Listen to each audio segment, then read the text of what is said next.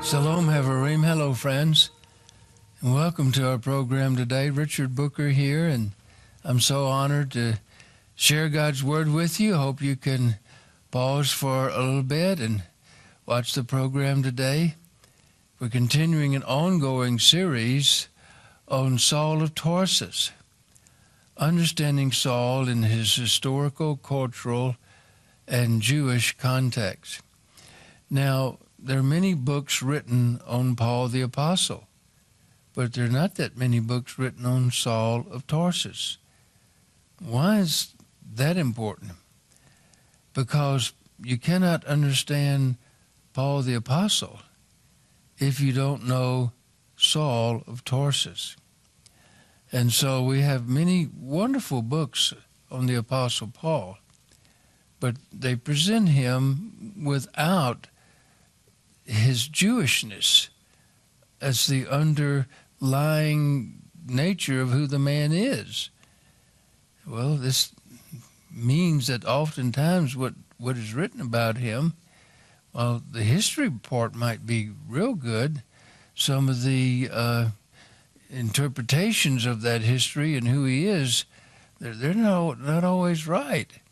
So we have to know Saul of Tarsus before we can know Paul the Apostle. So Saul of Tarsus, understanding Paul in his historical, cultural, and Jewish context.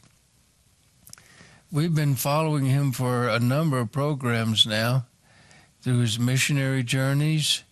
Now he's back in Jerusalem, reported into James, and they've got some misunderstandings clear about what he's been teaching. Jewish people who embrace Yeshua are still Jewish. Gentiles who embrace Yeshua, or later Jesus, or whatever language you speak and call him, they still remain Gentiles, but they're grafted in to the covenant with the God of Abraham, Isaac, and Jacob, through personal relationship with Jesus of Nazareth. Thank the Lord that God included the Gentiles in his covenant plan of love and redemption. Well, Paul's back there in Jerusalem. He's made a sacrifice for some Nazirite vows. He's proving that he's not forsaken his customs and traditions. The mob on the Temple Mount thought Paul brought Trophimus, a Gentile, past the court of the Gentiles. It's created a big riot. They're seizing him. The Roman commander grabs him to stop the rioting, gonna whip him, and finds out he's a Roman citizen. It's a big mess. You know, the Roman commander wants to know what this is all about because he didn't understand Hebrew when Paul gave his little testimony to the crowd.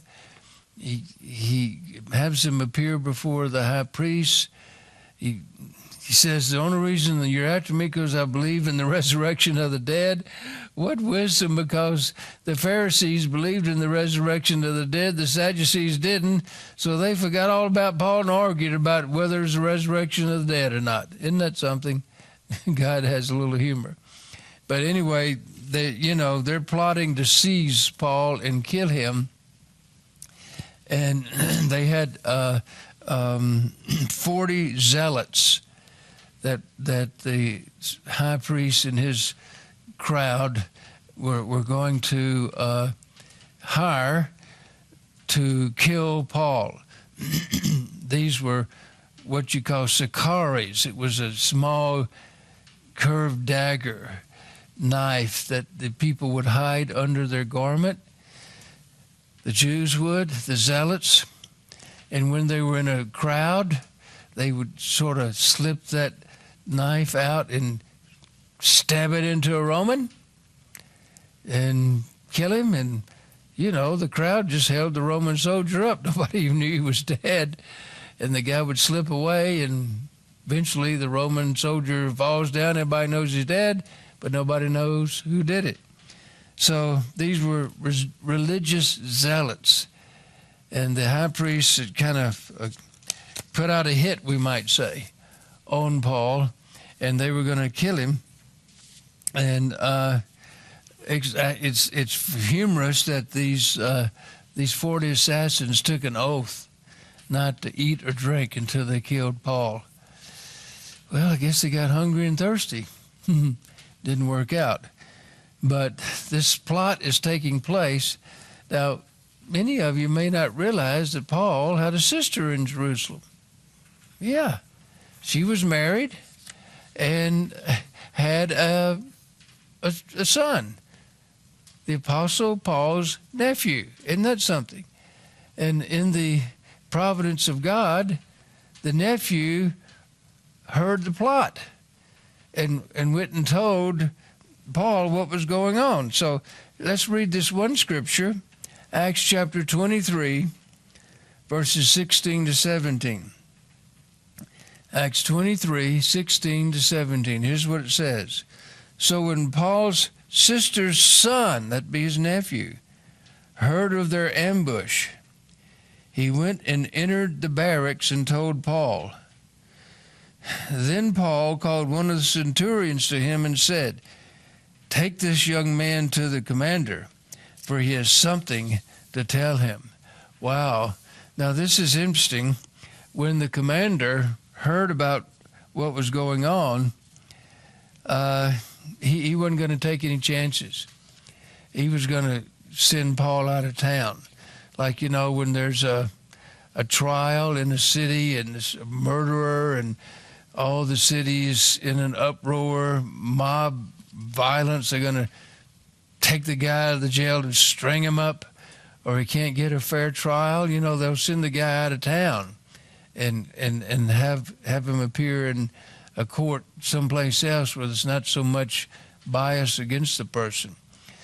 So the Roman commander, his job is to keep the peace, and he just can't have a riot on his hands. So he's going to send Paul out of town up to Caesarea, actually, where the Roman governor's headquarters are. And here's what it says in Acts at 9 p.m. that evening. Here's this one man's escort. 200 soldiers. Can you imagine 200 soldiers escorting one man? And that's not all. 200 spearmen. 400 people escorting one man. Yet there's more. 70 horsemen. 470 people escorting one man. I think that's called an overkill, but the commander was not going to take any chances that these assassins would get to Paul and kill him. If you enjoyed this clip, please feel free to check out the full version in the link located in the description panel below. Please be sure to subscribe to our channel. You can also connect with us on Facebook and Twitter. As always, help yourself to the diverse array of teachings located on this YouTube channel or on our website at glc.us.com.